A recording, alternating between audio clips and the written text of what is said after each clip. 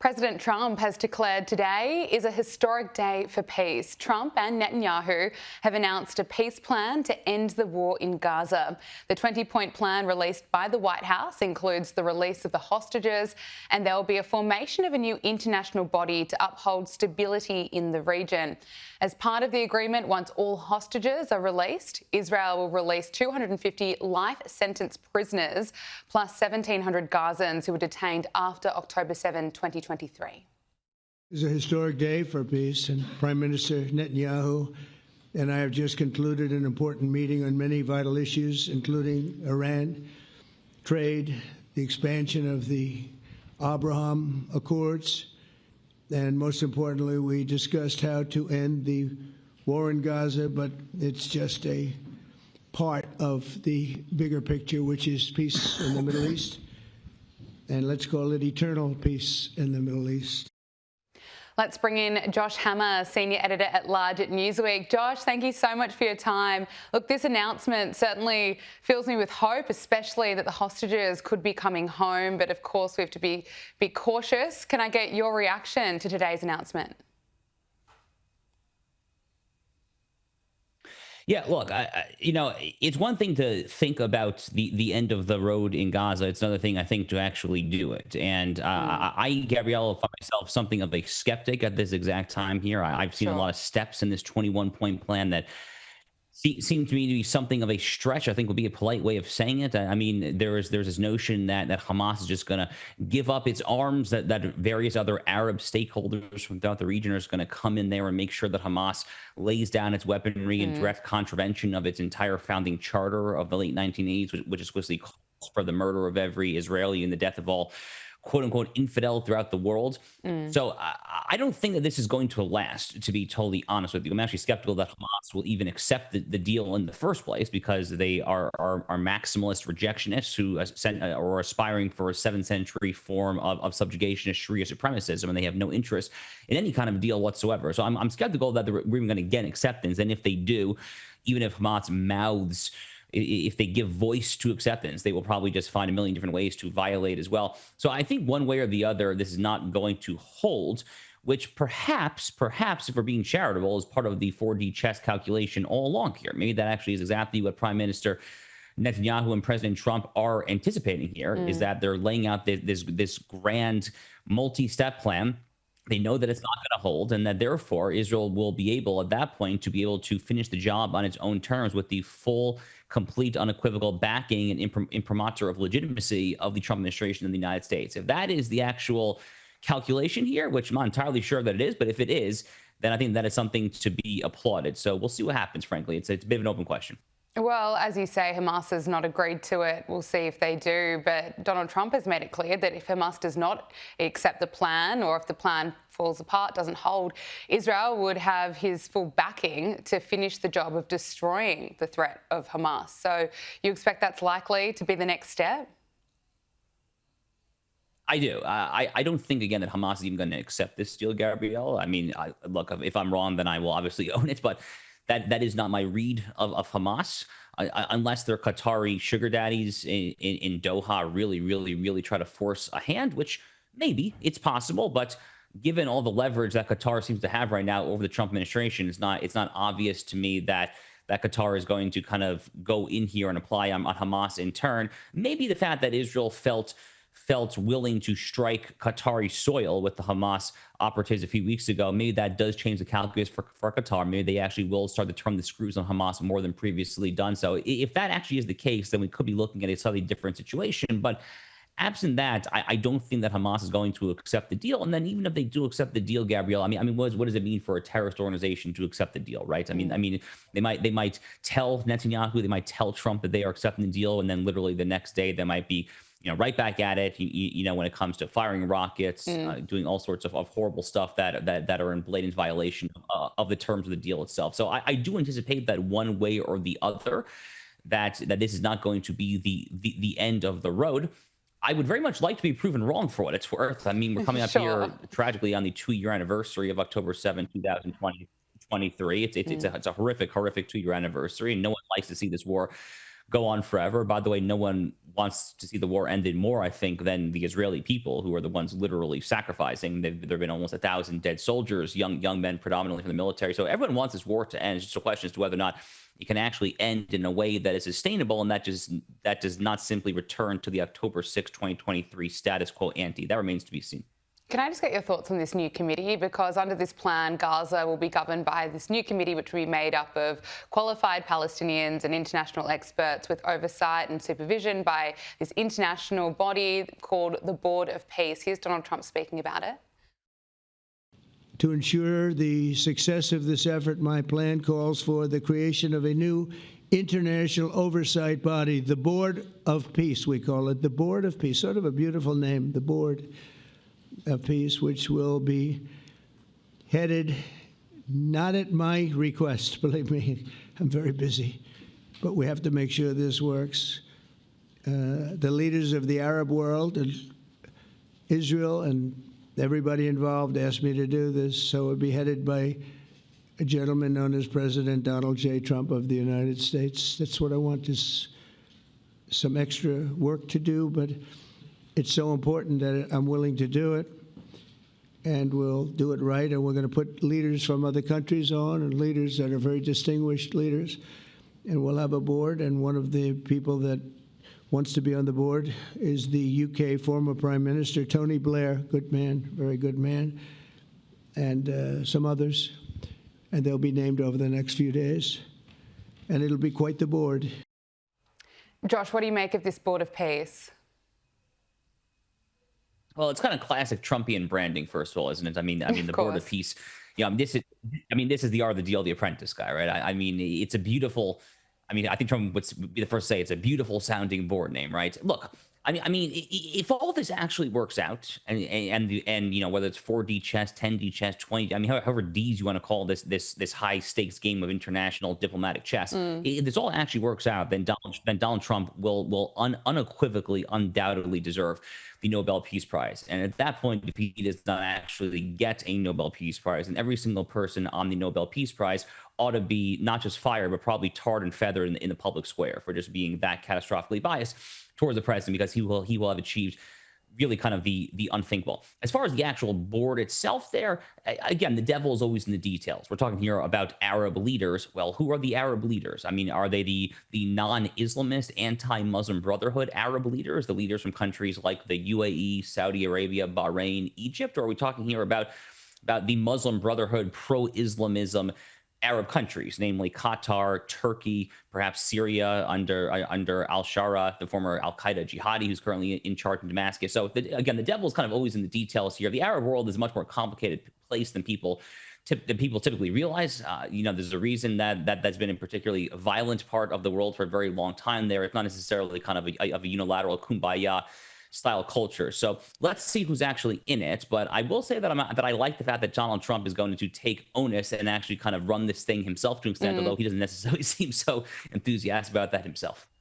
Let's turn to the US and this horrific shooting at a Michigan church yesterday. It's alleged this gunman rammed his vehicle through the Church of Jesus Christ of Latter-day Saints chapels and began shooting and setting fire to the building.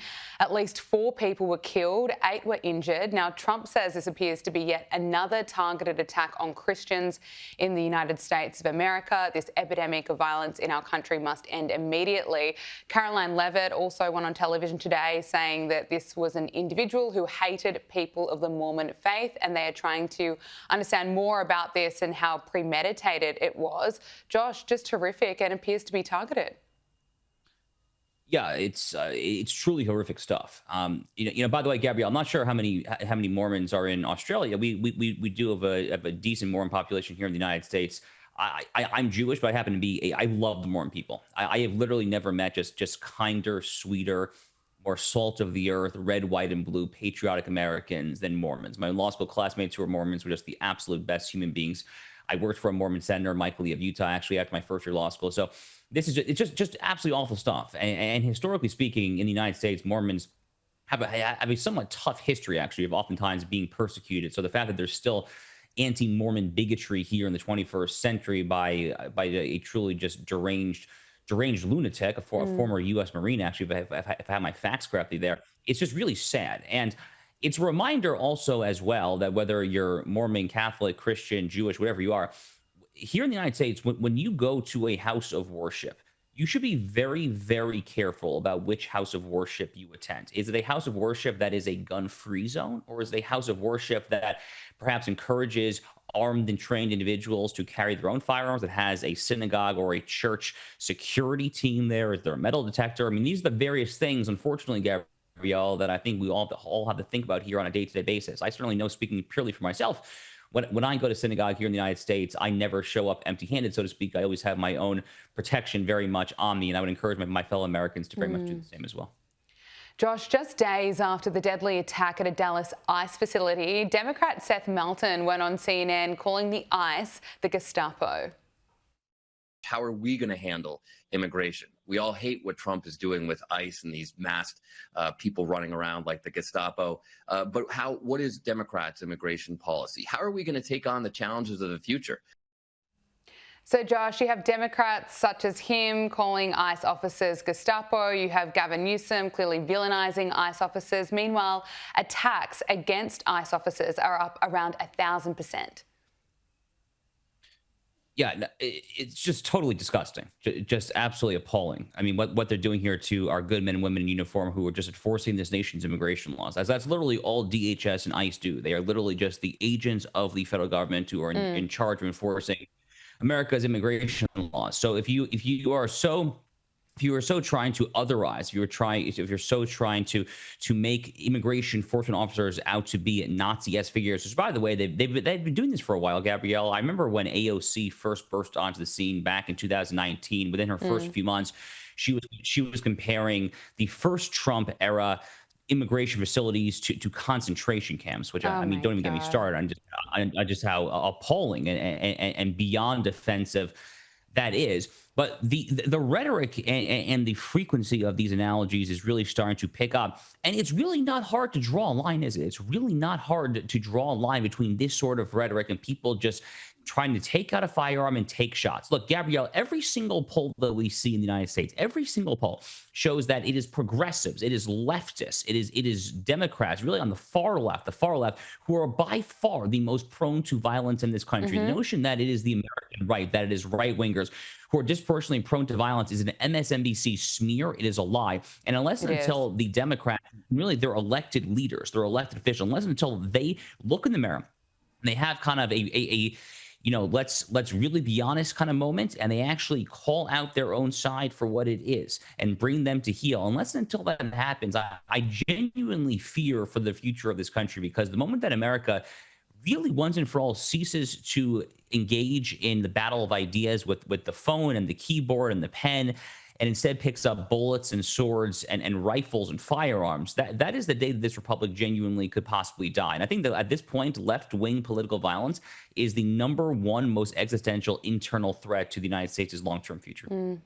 I want to talk to you about what's happening in New York City. Mayor Eric Adams has dropped out of the New York City mayoral race. And of course, this comes after months of back and forth over whether he would bow out, in which he was, I should say, polling fourth, far behind frontrunner Mamdani and former Governor Andrew Cuomo. Now, Polymarket has Zoran Mamdani on an 85% chance of winning. And let's look at his latest pledge. He's promising to spend $100 million more on lawyers to help illegal immigrants facing deportation. So this would be in addition to the $54 million in the city's 2026 budget to fight deportation orders in court with taxpayer money. Now, Donald Trump has had this to say about Mamdani on a Truth Social post. He wrote, self-proclaimed New York City communist Zoran Mamdani, who is running for mayor, will prove to be one of the best things to ever happen to our great Republican Party. He's going to have problems with Washington like no mayor in the history of our once great city. Remember, he needs the money from me as president in order to fulfill all his fake communist promises. He won't be getting any of it. So what's the point of voting for him? This ideology has failed always for thousands of years. It will fail again, and that is guaranteed. President DJT.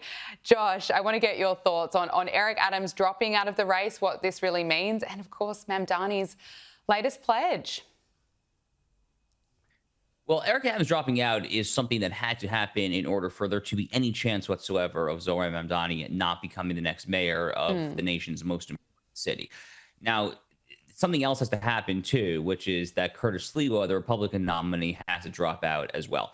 Now, look, if I lived in New York City and if it were election day and Sliwa were still in the race, I would vote for Curtis Sliwa. He is by far the best of the three candidates who are left, Sliwa, Cuomo, and Mamdani. The problem, Gabriella, is just simple mathematics, which is that Curtis Sliwa does not have a path to victory there, and that therefore the selfless thing to do, if you truly care about New York City and you truly want to try to prevent an actual dyed-in-the-wool Marxist communist from becoming the next mayor of the world's #1 commercial and financial center, then unfortunately he's going to have to follow Eric Adams' lead and drop out. And even that, by the way, is very, very far from a guarantee. I mean, even if you have a one-on-one between Andrew Cuomo, the former governor, versus Zohran Mamdani, I'll be honest with you, I still think Zohran Mamdani actually wins that head-to-head matchup. But what I do know is that's the only chance. That is literally the only chance of Cuomo pulling off that 1-1 matchup and therefore preventing Mamdani. I think Zohran Mamdani is going to win. I mean, you mentioned 85% on Polymarket there. I've seen even higher in some other betting markets.